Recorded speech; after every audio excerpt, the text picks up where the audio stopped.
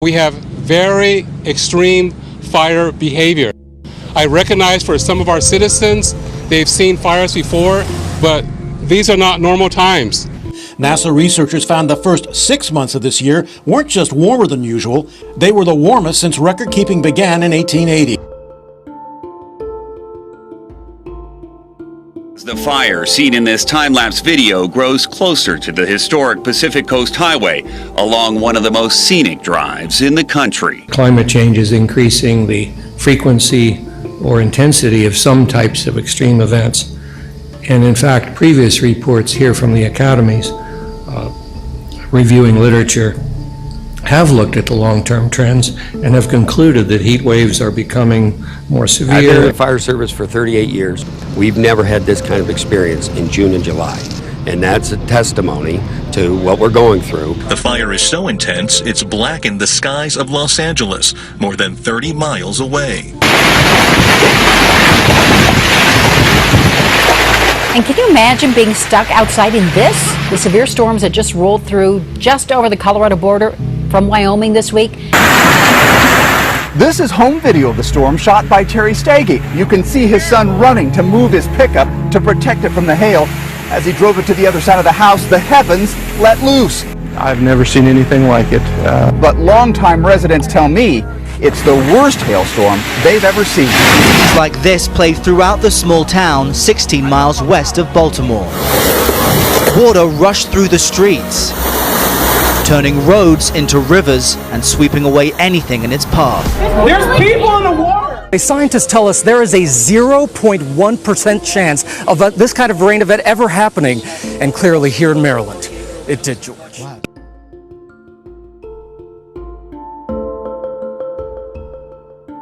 In Brevard County, unfortunately, we have to report more dead fish have been spotted in the Banana River. Thanks for allowing us to come on your boat and show us what's going on. Can you quantify how many dead fish? Yeah, Daryl, thanks for putting a spotlight on this. First of all, you know, this is something that's very important to me as the commissioner here. But as we turned here and made the right and went south, we started seeing little specks here and there. And then all of a sudden, we thought were bubbles, and then it turned out to just be thousands and thousands of fish. Well, this is devastating. I'm in awe when we look at this stuff. There was fish just floating everywhere. And not just one or two, but hundreds of fish. McCormick says he's never seen anything like it. I've never seen fish kill out here. I mean, it's got a pretty good flow through, and even in the years before when the lake was really low, you think that's when they would have it, you know, but it wasn't. It was, the lake's full.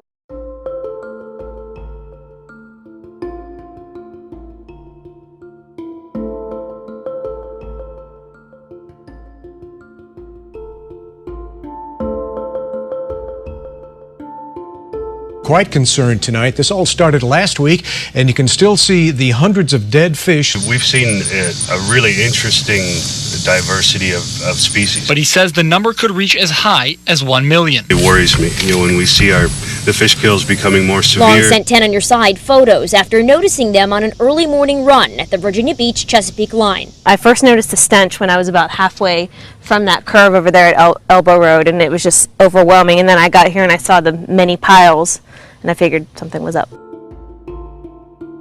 Biologist Don Kramer is searching this small Dallas Road beach for dead seabirds, and it only takes moments to find them.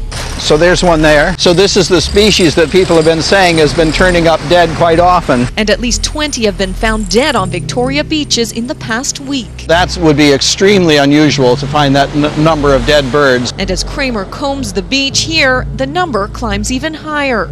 Kramer says the birds appear in good shape, like they aren't starving and like they died very recently. So there's something happening. Scientists say it's too early to tell if this is the beginning of a large die-off event. But since seabirds are an indicator of ocean health, what exactly has happened to these ones could be a sign of a much deeper problem. That's the concern, is that this might be just the start of something that's larger, and it's important to document at the beginning. Nancy Chenevere has lived along the creek for 11 years, some of her neighbors 2 decades longer, and no one remembers seeing birds dying in such large numbers. It's just nature, and it's beautiful, and when something like this happens, it's traumatic. It's very upsetting. Floating ducks dying ducks, ducks on the shore, ducks everywhere. They were dead.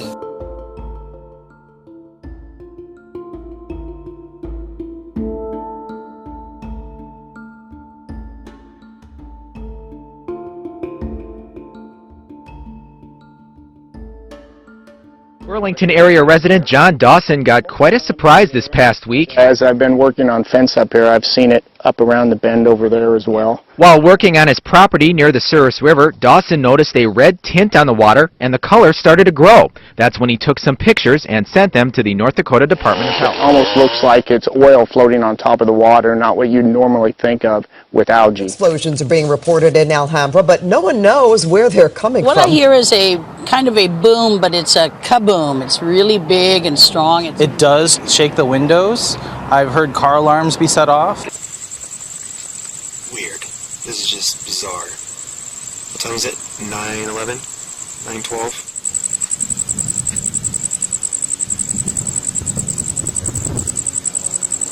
What in the world? Can you feel it like all the way through your chest? What is that?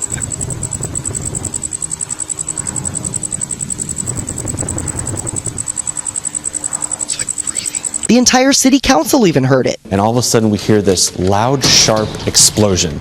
Very quick, and we all flinched. City contacted the LA Department of Public Works and even seismologists at Caltech, but no one can figure it out, while people in Alhambra are speculating online and looking at similar cases from across the country. I don't think I realized that it had increased by that much in shooting deaths, but it does kind of make you think and say, hey, our nation is going through some things right now. Got my daily crime statistics. They were alarmingly bad. You know, we were seeing crime numbers that we hadn't seen for a decade. People go by now and see the Christian flag flying. All we're asking them to do is to take 5 to 10 minutes and pray for our country, pray for our servicemen, pray for our police officers, pray for our firefighters. Let's think of our neighbor. Let's love each other again.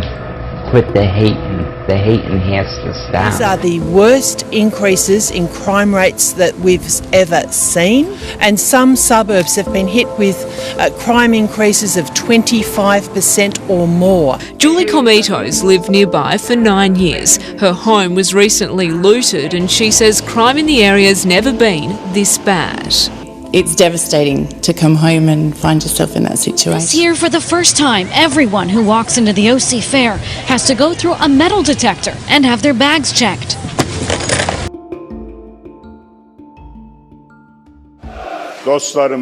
We will increase the number of friends we have and reduce the number of enemies. Our efforts in this regard will continue at a steady pace.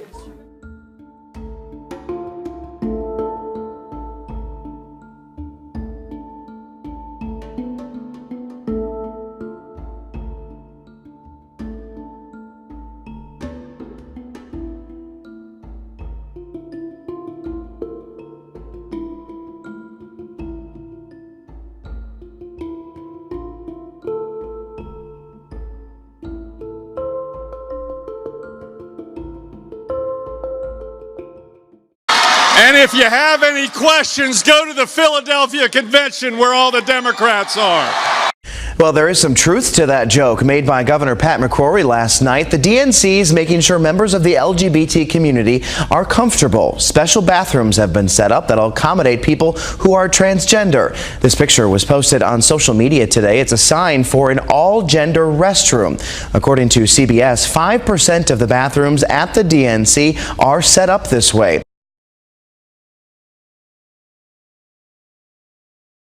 Choosing clothes for our kids, the decisions are usually fairly routine, but should they be? As Catherine Hauser shows us, more and more parents are seeing clothing as an opportunity to help shape their children. Haley Woods tries to buy gender-neutral clothes, and the term is gaining popularity. We really need gender-neutral clothing to start at this age because we're building up on how to start dismantling, sexism and misogyny and all that stuff. And it really does start from this tiny building block. But creating a unisex wardrobe is challenging. While some big retailers are gradually including a more gender-neutral look, offering clothes that defy gender norms. The newer generation of parents thinks that children shouldn't be limited by their gender.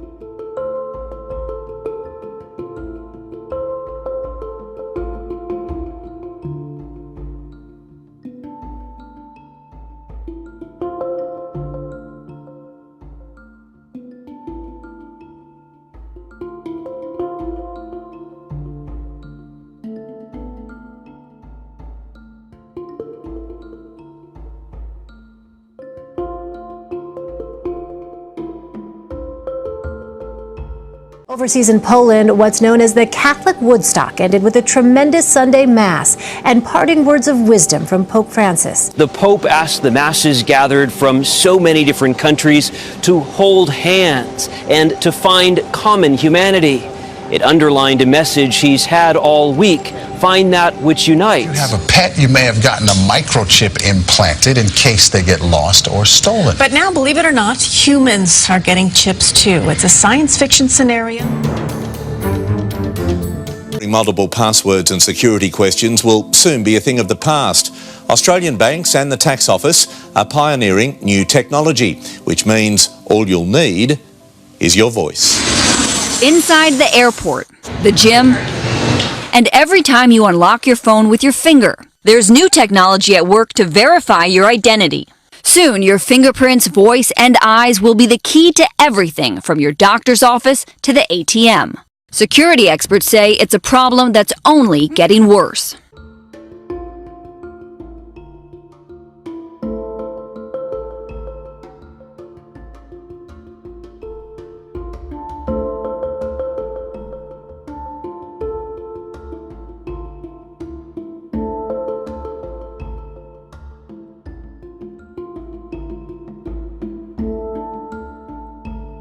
Lots of people are creeped out by the idea of scientists making human-animal hybrids in the lab, but the government's ban on funding the research turned out to be short-lived. The National Institutes of Health plans to start funding hybrid research in early 2017.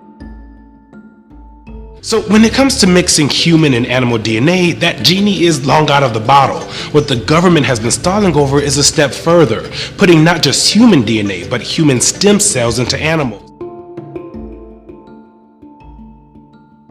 I have a dream that we are going to sequence every living thing on earth. We are going to sequence everybody in the world. We have initiated to sequence 5,000 twins.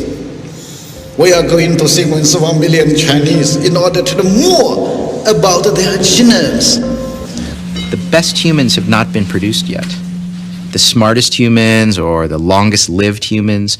The more we know about the coding, the more we can optimize and move toward the direction that we want to move in. If you want to produce smart humans or nice humans, honorable humans, caring humans, whatever it is, those are traits that are related to certain presence or absence of certain genes, and we'll have much finer control over the types of people that are born in the future. In theory, of course, you should be able to clone humans because humans are not different from other mammals in that respect.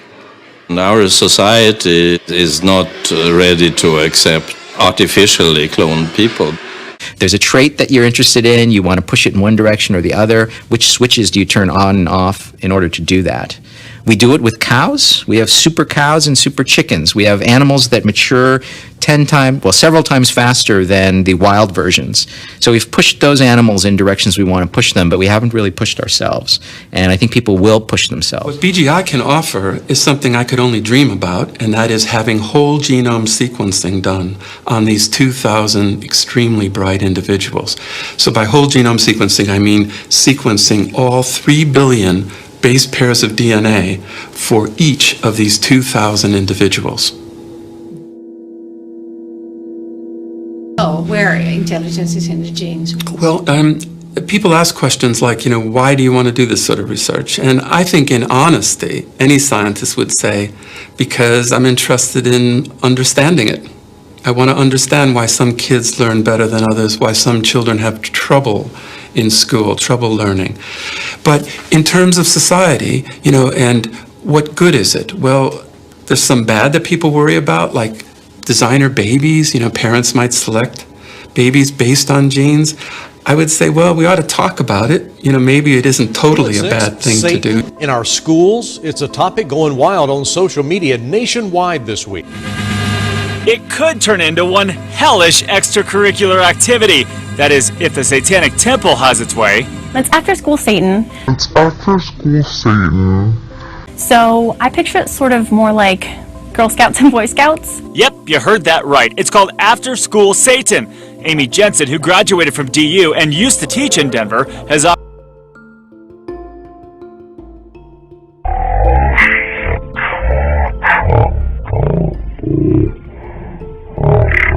to sponsor the club at this Tucson school.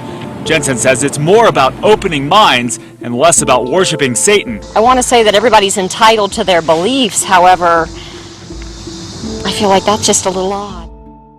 This after more than a dozen cases of Zika virus were contracted in Miami. This is the first occasion where a mosquito has gotten infected and transmitted others. And of course, once they become infected, they can infect mosquitoes in Issuing turn. an unprecedented travel warning. Pregnant women and their partners should stay away from the Miami area.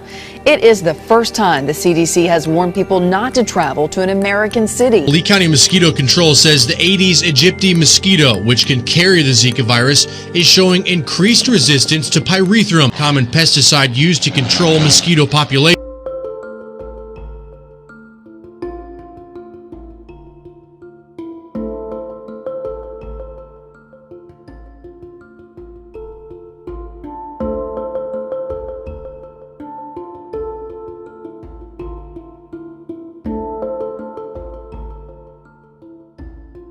Defrosting cells which have been laying dormant for decades.